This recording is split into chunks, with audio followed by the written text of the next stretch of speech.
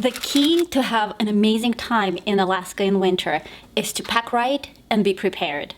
And this is my guide how to do it. I did an extensive research before we headed to Alaska this winter. I'm Californian and you know, we love our comfort.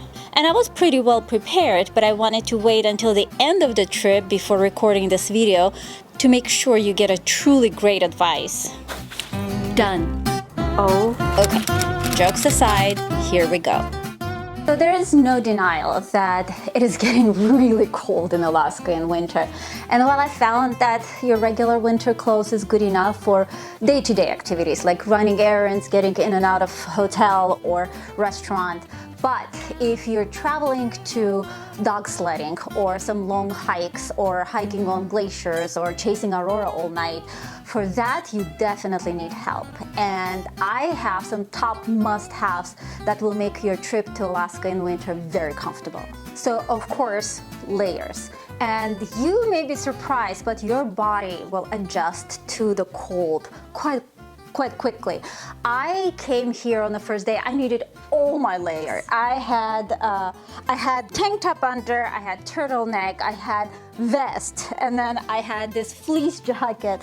I had my smart socks, and I had the scarf and the neck warmer, and of course gloves. And but on day 2, I didn't need half of those things for the same temperature, so that was actually very impressive. I didn't realize that I had it in me. But I do think that this is actually quite necessary for you to have those options. So for especially cold days, or if you're going for a longer hike or chasing aurora, doing dog sledding, for those you definitely need help, and you need to, if you don't have your own, you need to rent the heavy duty gear for that is more tailored to like -30 and above degrees. And we did it with Alaska Element. They were amazing.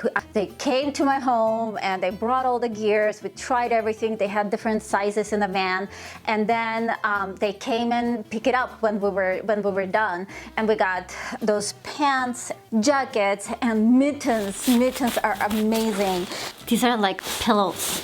And also heavy-duty boots. And I do think that boots are absolutely #1 thing, because once your feet are freezing, there's really no relief. So I highly recommend it. Now these boots, look how thick they are. I think they're good for at least -30, and they have this insulation inside. And look at this. Oh my god, it's so warm! Okay, hand warmers. These ones are, you have no idea what a lifesavers are these, and you're definitely gonna end up using it not just for hands. So we had a really funny story. On day 1, we went to shoot on Creamer's Field, and it was pretty cold. I mean, it's probably like -20 degrees. And I knew for all the batteries that they're going down twice as fast, if not faster, but I could never imagine that camera gear and my mic are going to completely collapse on me. So what we eventually did is that we took camera and put it into the plastic bag, and then opened one of the hand warmers, heat it up, and then put it inside. And that kept camera and battery in a top-notch condition. So it was really fun. I was very proud of ourselves for figuring it out. For clothes and for your feet and for your hands. So what I did is I put it in my boots. So first you have to deactivate it, make sure it's warm, but then put it in your boots and not under your toes like I used to do it, but apparently we've got to put it on top of the toes. Then of course, preferably mittens, and you have it in mittens, if not at least in your gloves, but I found that for fingers it's not really very helpful if you have gloves. And then in every single pocket I put one of these, and then I took camera batteries, put those into the pockets to just extend their battery life. I cannot recommend enough. I brought like 40 of those, and I'm just a very happy person.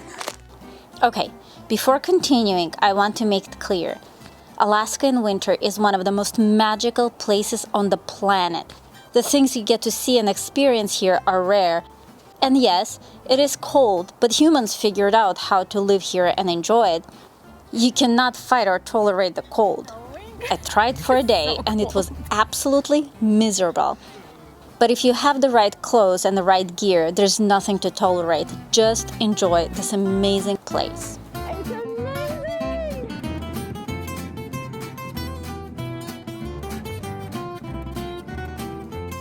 Okay, this one, don't laugh at me. Well, obviously, these are not mine, but bring your swimsuit.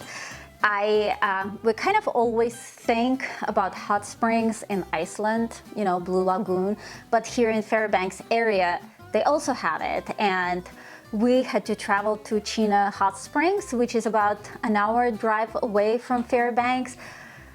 It is quite an experience, and you would think that you would want to go during daytime, but if you go to during nighttime, it's a really special experience. It's like negative 10 degrees or more outside, and water is hot. So that was quite an experience. So definitely bring it in. And you don't have to stay in Chena Hot Springs Resort to be there. You can just get in and pay I forgot how much it was. It was not a lot, and get access to their hot springs. Okay, car.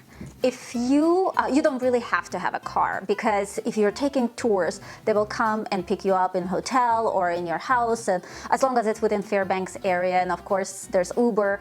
But if you want to have your freedom of movement and move around and go to restaurants or live a little bit off the grid, then you definitely should have a car. And if you're renting it, make sure, whether it's rental cars or Turo, make sure that the cars are fully equipped for winter. In Turo, it's more likely because people are basically renting their own cars and they know that they have to take care of it in the winter. But good winter tires, all-wheel drive, those are must. And of course, the butt warmers. Absolutely important. And another important thing is to find out if you're now never driving in such cold weather conditions, definitely ask, because there's a plug for engine insulation that you have to make sure you keep car warm, and then you have to warm the car a little bit ahead before you head out. So and then of course how you drive on the snow. Okay.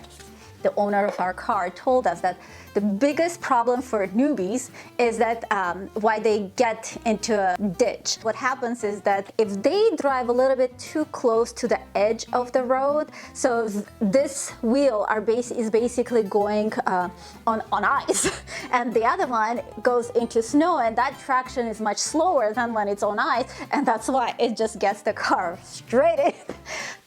So far. Didn't happen to us, and but otherwise, if you just ask for how to do it, it's very doable, and we enjoyed a lot to have that freedom of movement.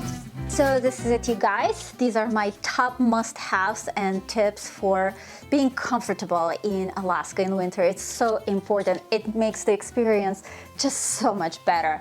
And if you have been here or live here in Alaska and have more tips, then please share it in the comments below. And I have all the links in the description. And please like the video if you liked it, and subscribe and follow me on Instagram. And here's my handle.